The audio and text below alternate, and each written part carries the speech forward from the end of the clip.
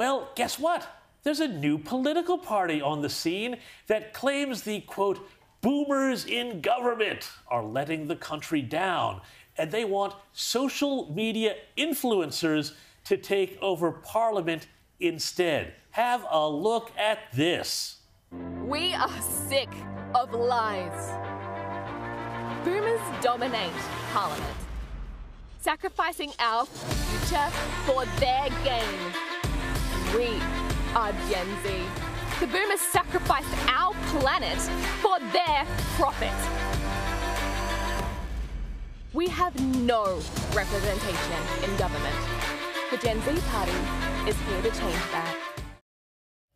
So that's like the Gen Z party.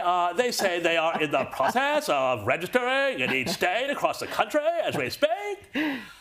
God, sorry, I didn't mean to do that voice for you any longer than you had to listen to it. Their plans include teaming up with the Greens to fight climate change, making tertiary education free, canceling existing student debt, yeah, we'll pay for that too, decriminalizing drugs, and more First Nations rights. To discuss all this here, we've got Sky News contributor Prue McSween and Sky News host Caleb Bond. Caleb, tell me, you might be in the target demographic for this new party. Is this what we need? TikTokers and YouTubers with no life experience? And would you maybe go instead for the Gen Z party? Something tells me I'm not the target demographic for the Gen Z party. By the way, they call it the Gen Z party, right? They're buying into this American nonsense. And I saw an interview today with the guy who's started it, who, by the way, was a former DLP candidate, which is, of course, the offshoot of Labor back when they broke up between the Catholics and the Protestants. And now he's had some sort of weird conversion from the right of the Labor Party to starting the Gen Z party. But he said they're calling it the Gen Z party because that's what it's called on TikTok. They all say Gen Z, not Gen Z.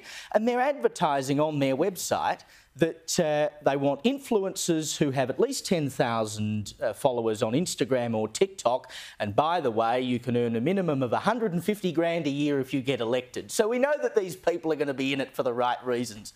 But I just hate this generation versus generation thing. All it does is serve the masters who are already there, who would prefer that we have fights between boomers and Gen Z, because it means they don't actually have to fix any issues, like, for instance, immigration, that keep young people out of the housing market. No, but you can't say that, because, you see, if you say that, then you're not a true yippie.